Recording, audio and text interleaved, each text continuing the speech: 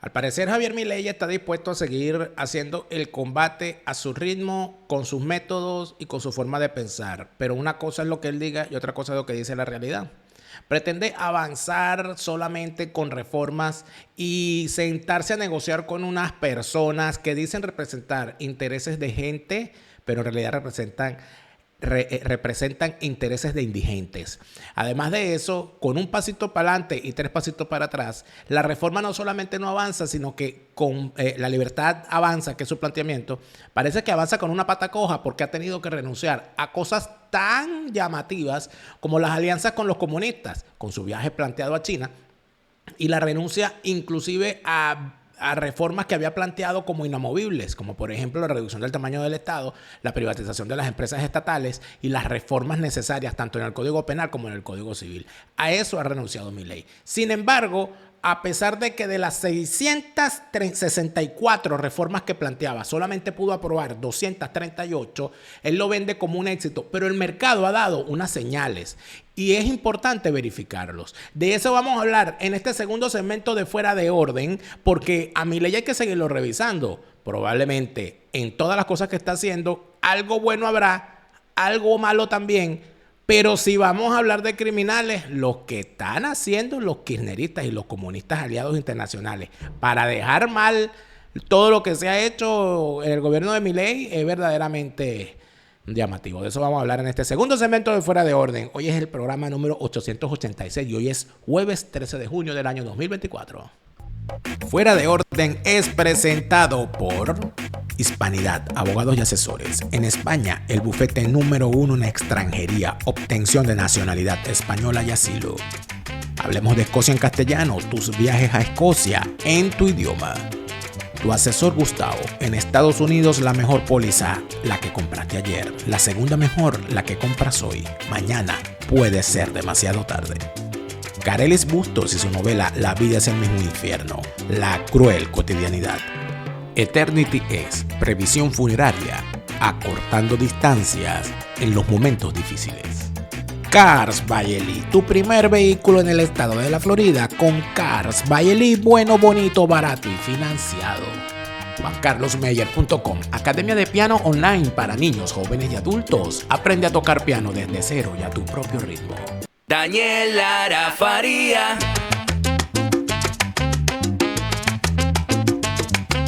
Lara,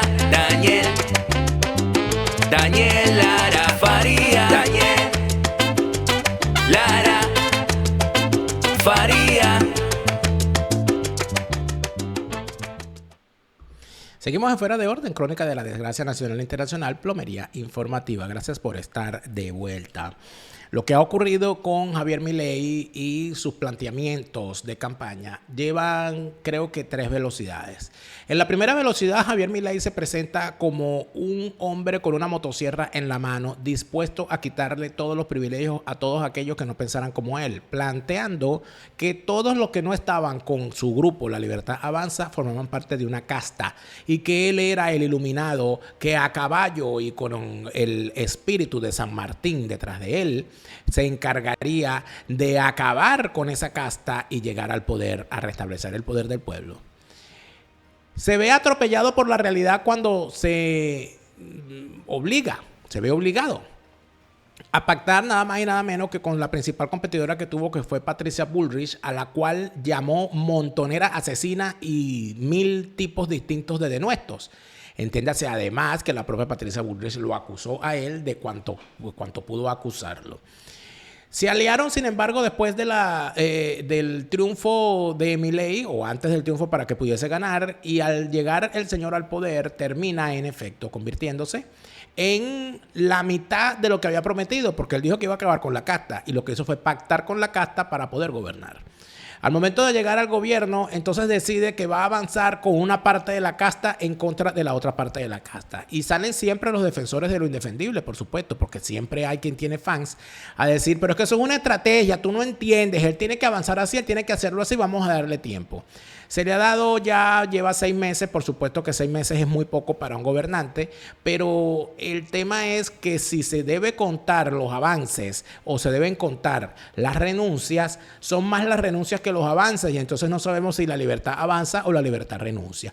El señor renunció al 70% del paquete de cambios que había propuesto en la reforma legislativa. El señor renunció a más de 30 privatizaciones.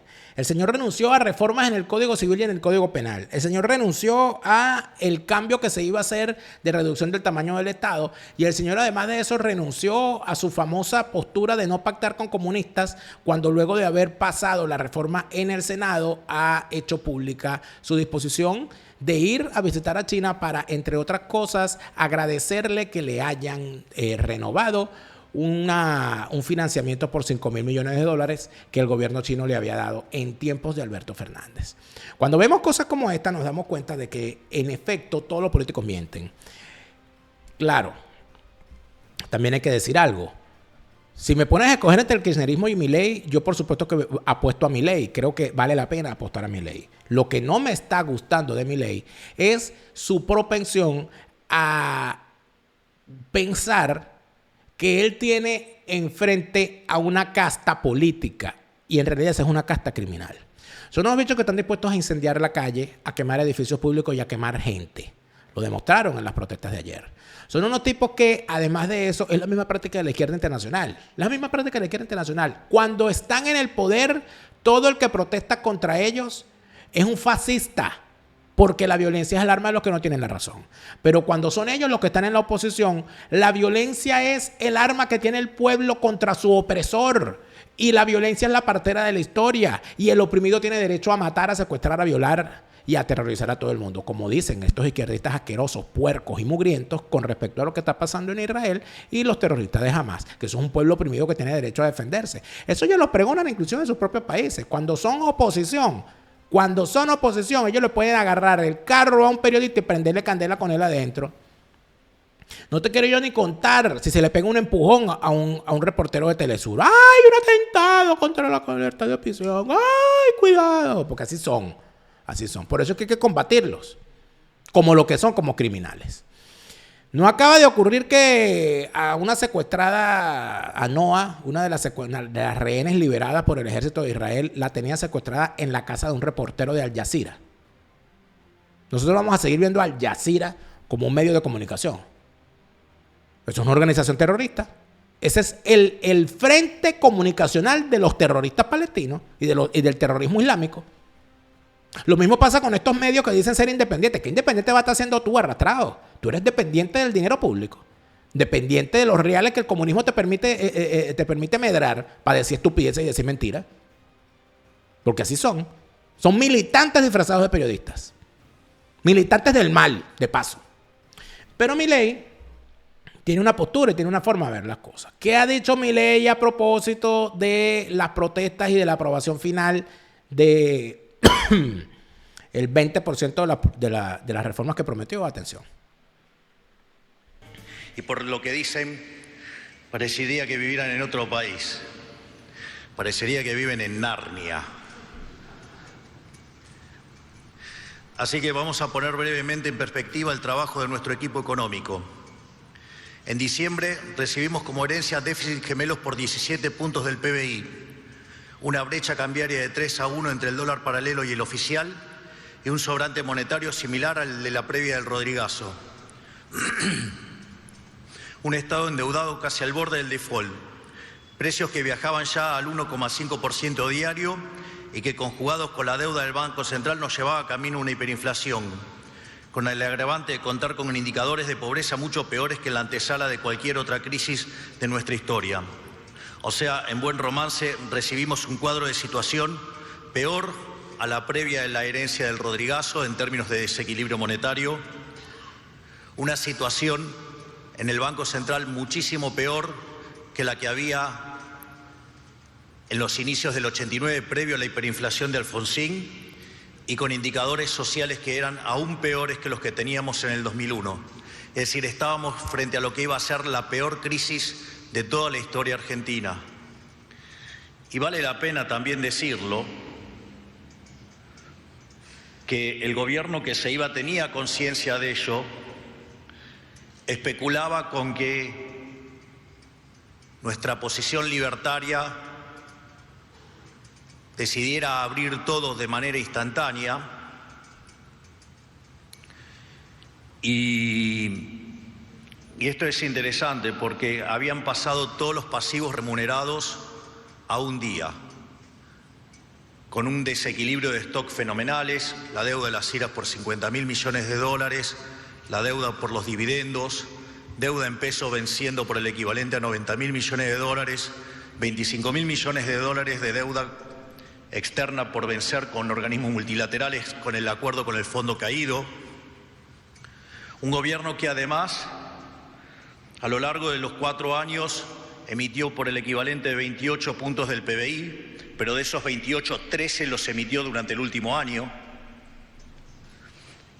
Y hay que decírselos en la cara. Ellos esperaban que nosotros liberáramos todo, ignorando la dinámica de los stocks, y que todo estallara tal que nos tiraran la gente a la calle. No descarten que, digamos, la metodología de ellos de tirar muertos en la calle, ir por los saqueos, cosa que algunos periodistas promueven desde sus espacios, claman por libertad de expresión, pero están llamando a cometer delitos, lo cual también es un delito. Y en ese contexto, que toda la crisis hiciera el trabajo del ajuste sucio y ellos volver como redentores a inicios de 2024. Bueno, por suerte no fuimos tan ingenuos, no hicimos lo que ellos esperaban, lo hicimos de otra manera y acá estamos por 1/8 del mandato y que esperamos que si seguimos teniendo éxito del modo que lo estamos haciendo tengamos 2 mandatos y empezar la era liberal.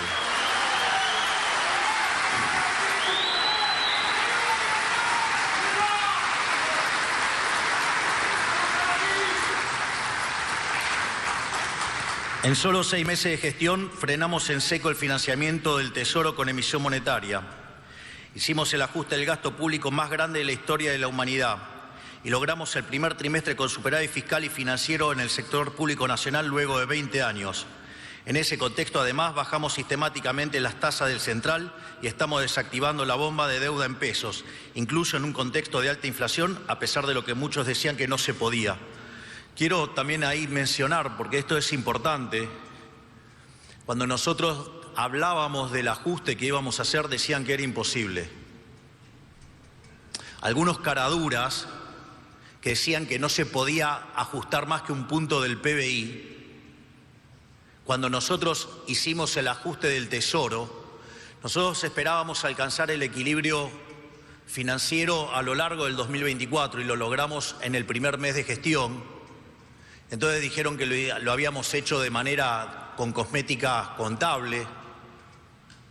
Digo cosmética contable para ajustar 5 puntos del PBI es bastante difícil.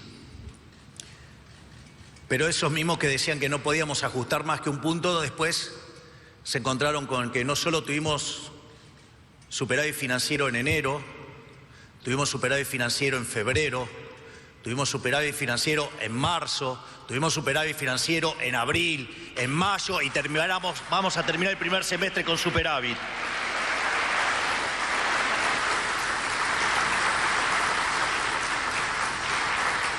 Y no solo eso, sino que en paralelo teníamos un déficit cuasi fiscal de 10 puntos del PBI y hoy lo hemos bajado 9 puntos del PBI. Es decir, llevamos ajustado hasta este momento el equivalente de 15 puntos del PBI.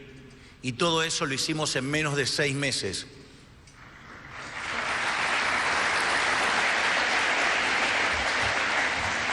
Muchas veces me causa como gracia también cuando dicen, no, pero dijo que iba a bajar los impuestos y los subió.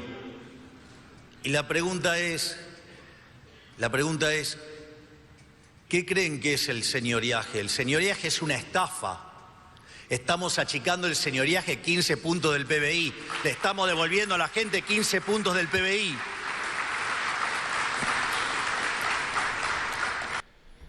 Le estamos devolviendo a la gente 15 puntos del PBI, dice Milei.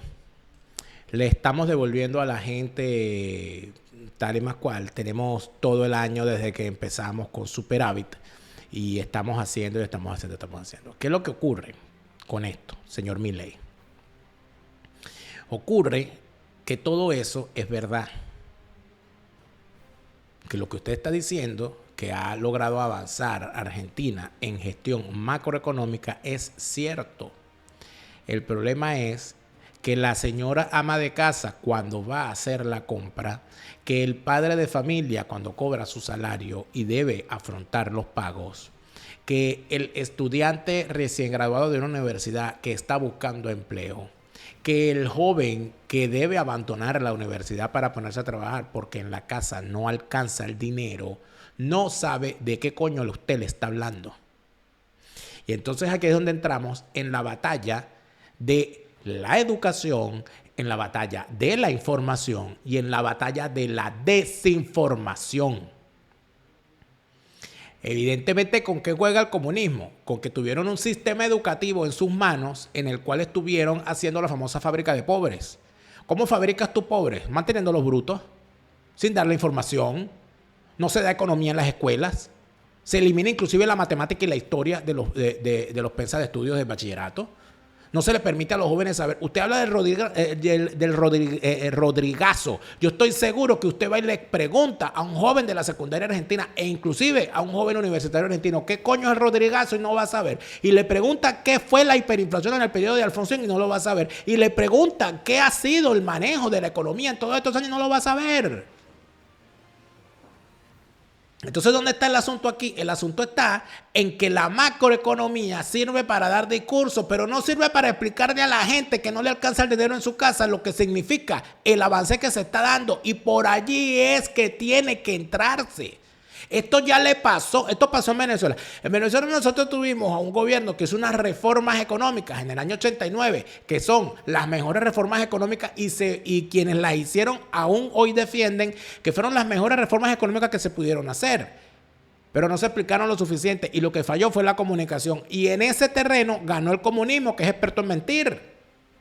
¿Qué pasó después? Que esos mismos comunistas que tumbaron a Carlos Andrés Pérez se montaron en el proyecto de Rafael Caldera, en ese delirio de Rafael Caldera, que él no nació para ser político, sino para ser cardenal, y él quería ser papa hasta la muerte, que mató políticamente hasta sus propios hijos. Llega Rafael Caldera montado en la ola antisistema, se monta en la presidencia y le entrega el manejo de la economía a unos comunistas como Teodoro Pekov, que es bueno mintiendo, pero malo como economista, porque ese señor jamás gerenció nada en su vida, como no fuera sus acciones terroristas en los años 60 y 70. Entonces, obviamente, ¿qué hizo Teodoro Pekov? Aplicar medidas bastante parecidas a las que se habían aplicado durante el gobierno de Carlos Andrés Pérez, algunas de ellas peores, menos comprensivas con la dinámica económica y con la dinámica socioeconómica. Pero como el tipo es un encantador de serpientes y tenía el apoyo de la mayoría de los medios de comunicación, a los cuales siempre lisonjeó y a los cuales siempre, inclusive, el tipo se retira del gobierno y ¿qué hace? Se mete a editor de un medio de comunicación porque es especialista en mentir, es especialista en manipular a la opinión pública. Y allí fue donde se vendió entonces que la agenda Venezuela fue mejor que el gran viraje de Carlos Andrés Pérez. Es decir, ¿y eso es verdad o es mentira? Para la opinión pública, bueno, Carlos Andrés Pérez no supo explicar lo que quería hacer. Caldera sí lo explicó, pero nadie revisa qué fue lo que hizo Caldera. Nadie revisa cómo la política de Rafael Caldera en cuanto al manejo de la deuda pública es la que nos tiene hoy metidos en este gran berenjenal con una economía, con una deuda empapelada. Toda esta desgracia de los bonos 2020, ¿con quién empezó? Con Matos Azócar y Teodoro Pekov y Esther de Margulis y Ruth de Criboy montando la operación del bono de canje de los bonos Brady por los bonos globales. Eso ocurrió en el año 97, que cuando se intentó parar en el Congreso, que lo intenta parar Carmelo Lauría, Alfarucero y Caldera por llamada telefónica resolvieron el asunto y se permitió hacer el canje, y eso lo estamos padeciendo hoy. Y por esos bonos es que estamos donde estamos. Eso nadie lo habla, eso nadie lo discute. Y estas son las cosas que la gente no discute. Pero ¿qué dice la prensa internacional? La prensa internacional te dice que el gobierno renovó por un año el vencimiento del pago de deuda con China por $5,000 millones, que significa un alivio para el Banco Central en su estrategia de acumular reservas. Eso se vencía muy pronto, en el mes de julio del 2024, y el gobierno chino decidió renovarle a Milei, porque es a Milei a quien se lo renuevan, hasta el año 2026, es decir, le da 2 años más para el pago de esta deuda. El mercado, ¿qué dice? Bueno, luego de la aplicación o de la aprobación de la ley de base y del paquete fiscal que este incluye, bueno, cuando abren las bolsas esta mañana, los bonos de la deuda argentina rebotaron con fuerza de forma positiva. Esa tendencia se terminó de consolidar durante todo el día. Los títulos de la deuda en dólares se movieron en buen término a favor de Argentina. Se desplomó el riesgo país. Y lo más importante, que es lo que siente la gente en el bolsillo, es que cayó el dólar del mercado negro en la paridad con el peso, lo que de alguna manera mejora las situaciones. Bueno, el índice Merval de la Bolsa Argentina mejoró, saltó, los papeles bancarios avanzaron, es decir, aumentó la confianza en la banca privada argentina, lo que evita el riesgo de corridas y de corralitos.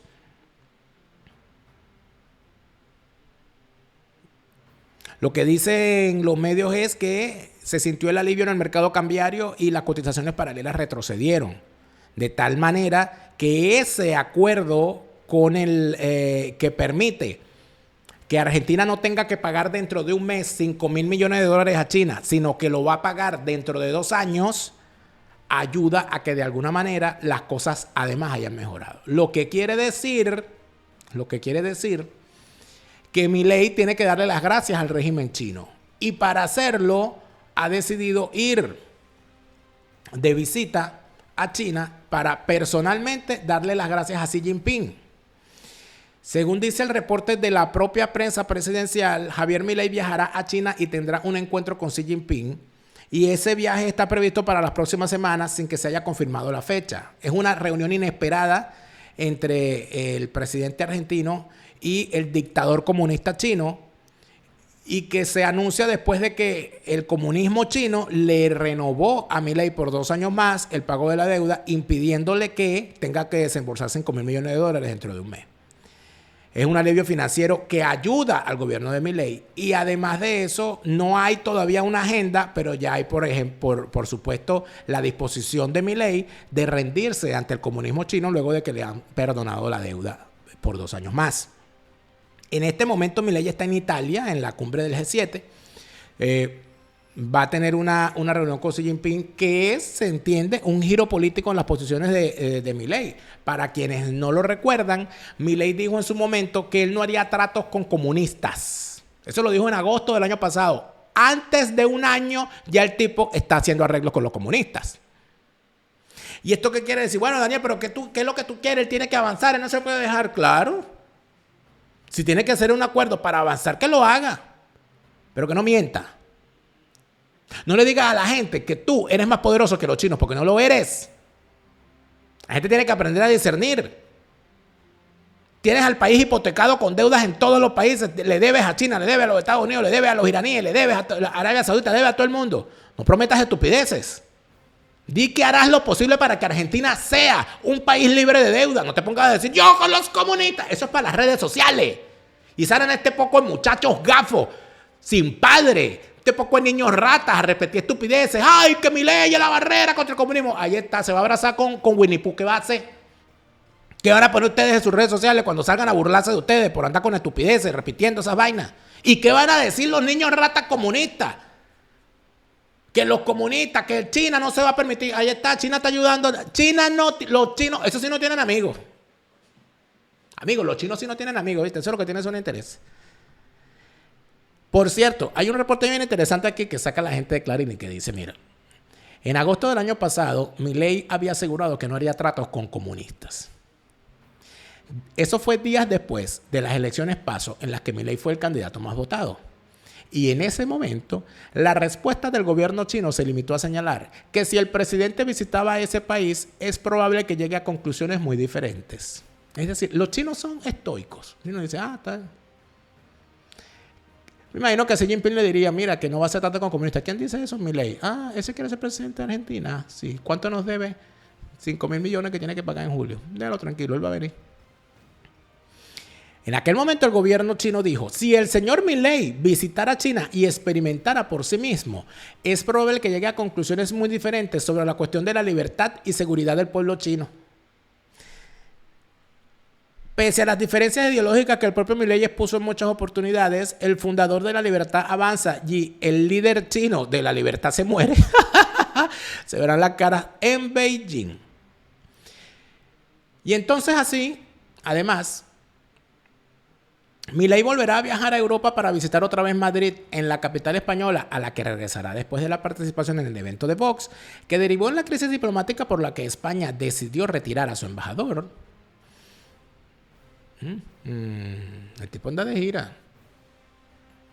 Milei recibirá un premio del Instituto Juan de Mariana, un think tank liberal.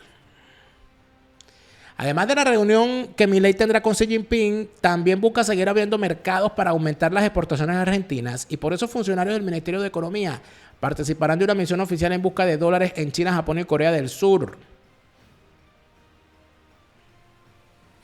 Es una estrategia central de la Secretaría la apertura de mercados. Nosotros tenemos que aumentar las exportaciones e ir a los mercados que realmente paguen más.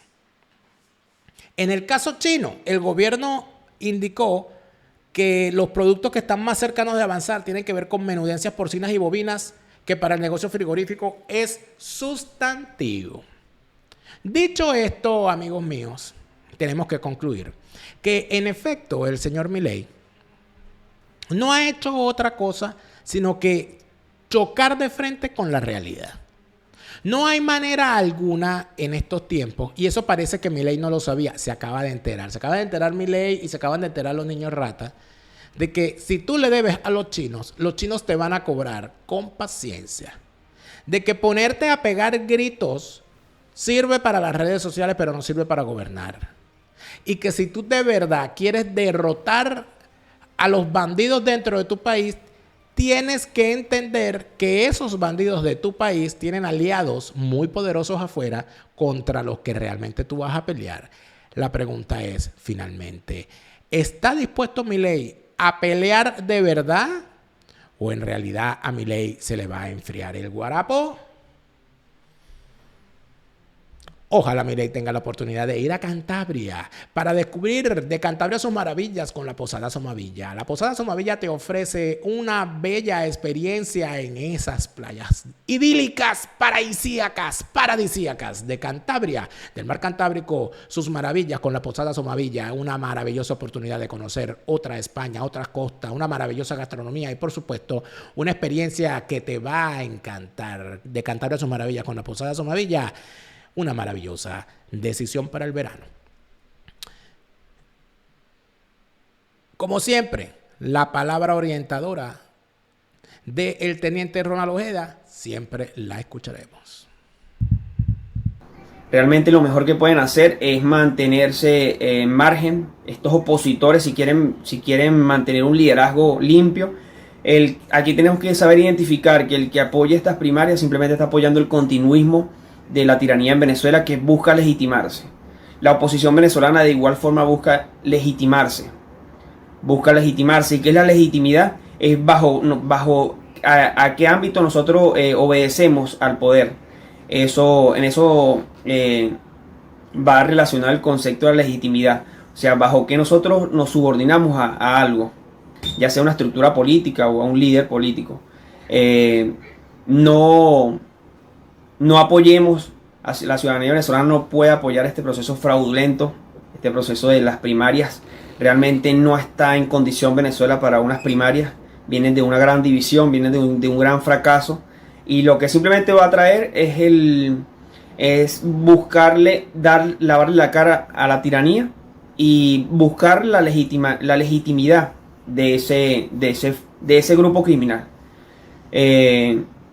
Bueno, como estaba diciendo, este breve video es simplemente para aupar estas manifestaciones sociales que se están dando. La lucha estaba activa, siempre ha estado activa. Que estaba contenida era otra circunstancia. Se han quitado las caretas. Ya vemos a quienes se han pegado directamente a la tiranía de estos llamados opositores. Y hay que estar bien claro en este juego, señores. Hay que estar bien claro en lo que se está jugando. La Fuerza Armada está allí activamente también. Estamos ejerciendo un liderazgo contundente en la juventud de la Fuerza Armada. También estos generales, estos narcogenerales que obedecen a la tiranía, están claramente identificados. Ellos son parte de la estructura de estos delincuentes que están hoy en el poder. Es un grupo de delincuentes. Y bueno, la Fuerza Armada, los jóvenes venezolanos que están allí no obedecen al poder tampoco, sino simplemente están allí porque en algún momento ellos decidieron proyectarse a servir a la nación, pero lastimosamente la Fuerza Armada como institución fue totalmente desvirtuada de sus responsabilidades. Y bueno, estamos recuperándola, señores. Estamos trabajando para eso. Es bastante complicado, es bastante difícil, pero lo estamos logrando. Estamos llegando a los cuadros bajos de la Fuerza Armada. Estamos dando un reconocimiento para poder soportar la institución como tal. Queremos llevarla nuevamente al sitio que le pertenece. Y bueno, que la justicia se encargue de todos estos funcionarios que deben de pagar, ya sea con cualquier tipo de pena.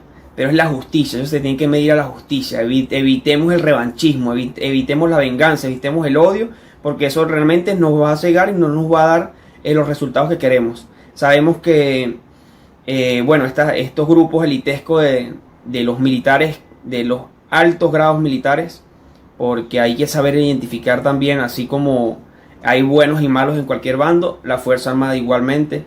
Sabemos claramente, la Fuerza Armada es una institución que por tradición y por historia, pues, uno cuando comienza a ser militar, uno en la trayectoria se va conociendo y bueno, llega un momento donde ya el cuerpo militar como tal se conoce entre generaciones. Y bueno, el que es militar sabe a lo que me refiero como tal. Nosotros nos conocemos a muchas promociones que están en Venezuela, conocemos quién es cada uno de estos generales que obedece a la tiranía, los tenemos claramente identificados. Son unos delincuentes. Más adelante tengo pensado publicar un video para que la ciudadanía venezolana tenga en conocimiento cómo es la estructura militar política que sustenta el poder. Y esto es importante explicarlo para poder avanzar en la lucha. Esta lucha... Fuera de Orden fue presentado por Hispanidad, abogados y asesores. En España, el bufete número 1 en extranjería, obtención de nacionalidad española y asilo. Hablemos de Escocia en castellano, tus viajes a Escocia en tu idioma. Tu asesor Gustavo, en Estados Unidos la mejor póliza, la que compraste ayer. La segunda mejor, la que compras hoy. Mañana puede ser demasiado tarde. Carelis Bustos y su novela La vida es el mismo infierno, la cruel cotidianidad. Eternity Case, previsión funeraria, acortando distancias en los momentos difíciles. Cars by Eli, tu primer vehículo en el estado de la Florida con Cars by Eli, bueno, bonito, barato y financiado. JuanCarlosMeyer.com, academia de piano online para niños, jóvenes y adultos. Aprende a tocar piano desde cero y a tu propio ritmo. Te lo repite, Lara Farías, Chávez se murió y no vuelve. No te deprimas, siente alegría, escucha bien lo que te estoy diciendo. Te lo repite, Lara Farías, Chávez está en el